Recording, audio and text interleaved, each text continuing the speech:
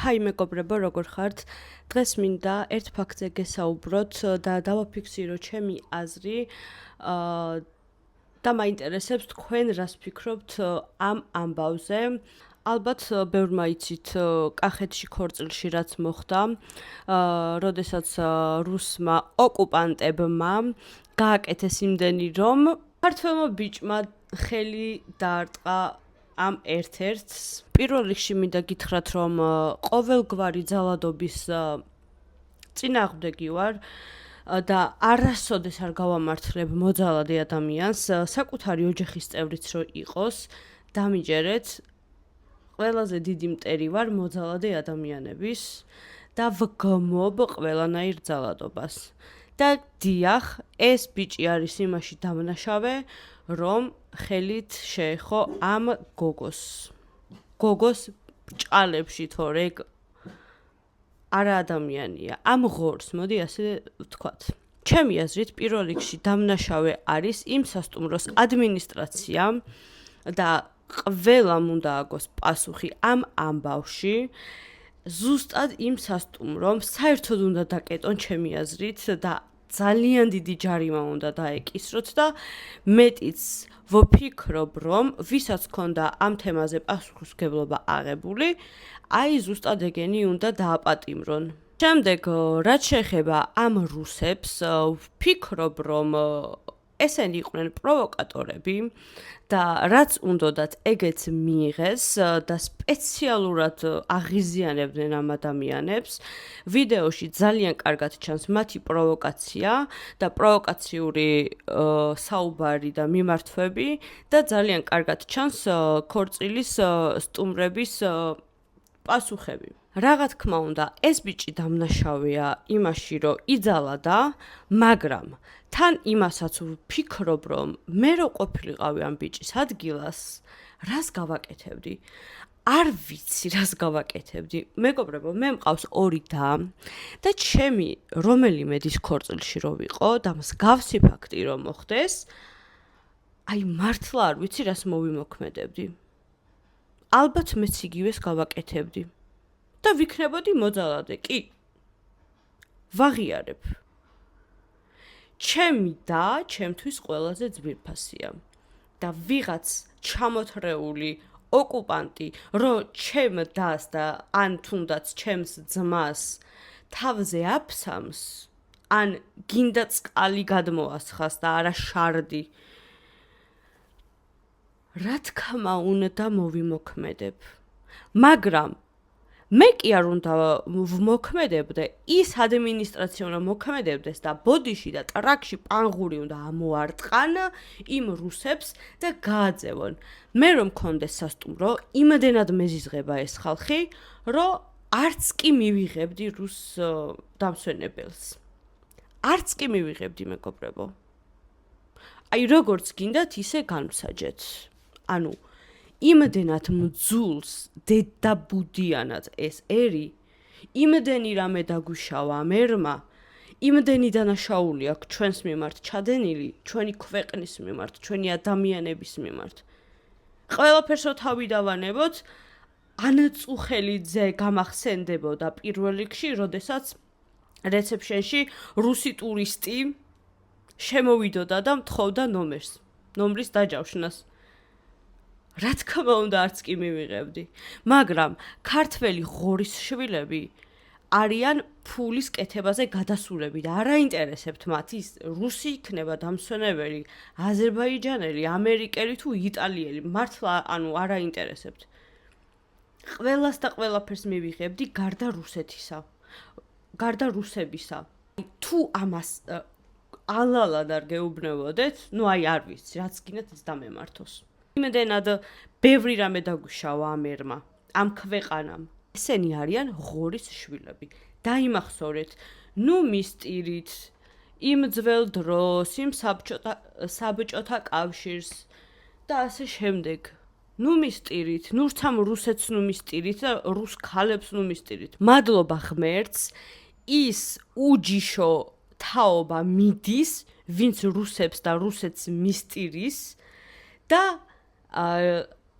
ცოტა აზემოსული თაობა საიდანაც წამოვიდა, უკვე რა თქმა უნდა ამ ხალხისთვის რუსეთი ოკუპანტია, რა თქმა უნდა და ძალიან მიხარია, რომ ასე აღარ ფიქრობს დღევანდელი ახალგაზრდობა და ბევრი ჩემი მშობლის თაობა. ჩემი მშობლები 77 და 79 წლებში არიან დაბადებული და ბევრი ჩემი მშობლის ასაკის ადამიანი ამბობს იმას, რომ ვგიჟდები თქვენს თაობაზეო რა, მიაწექითო, თქვენ ხელში არის ჩვენი ქვეყანაო და თქვენ უნდა გადაგვარჩინოთო. თქვენ ხართ თავისუფალი ადამიანებიო, ანუ თავისუფალი სულის პატრონებიო და ძალიან მიხარია ხოლმე, როდესაც ამ სიტყვებს ვიგებ ჩემი მშობლების ასაკის ხალხისგან. და არა იმ ადამიანებისგან, რომლებიც რუსეთს მისტირიან და რაღაც უბედურებებს მისტირიან და რაღაც მანეთობებს მისტირიან.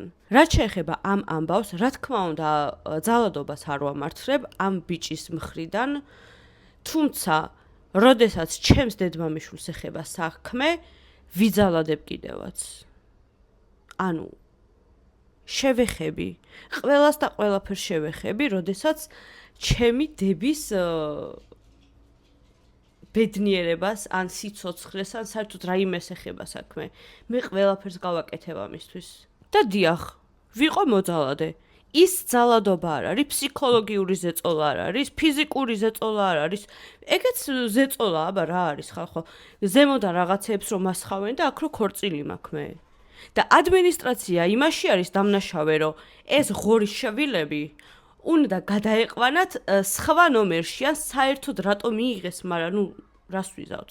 სხვა ნომერში გადაეყვანათ, გაენეიტრალებინათ როგორღაც ამ პროვოკატორების ეს სიტუაცია მოკლედ, ამ პროვოკატორების შექმნილი ეს სიტუაცია, რომ სტუმარი არასულიყო და სტუმარს არ მოეგვარებინა. არ მესმის, სად იყო ამ დროს?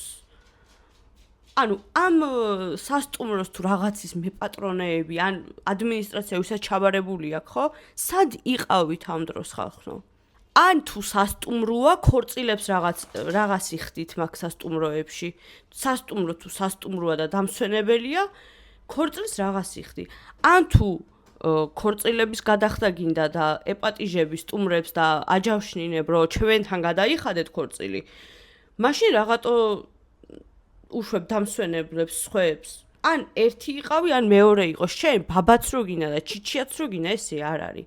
მე მაგალითად როგორ მოვიქცეოდი, როდესაც ვარ დამსვენებელი და სიტყვაზე ქორწილი ან რაიმე შეკრება.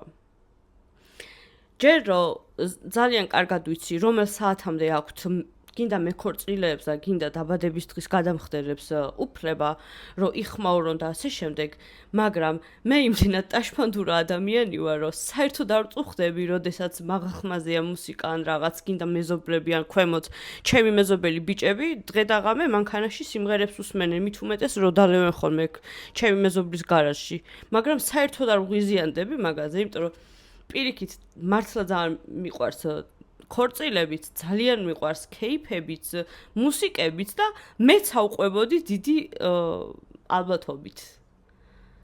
ან თუ არა და თუ შევწუხდებოდი და რაღაცა, გადავიდოდი სხვა ნომერში, რა თქმა უნდა, მოვითხოვდი მაგას. მაგრამ ესენი იყვნენ პროვოკატორები, სპეციალურად გააღიზიანეს ადამიანები და მოაწყეს ეს ცირკი.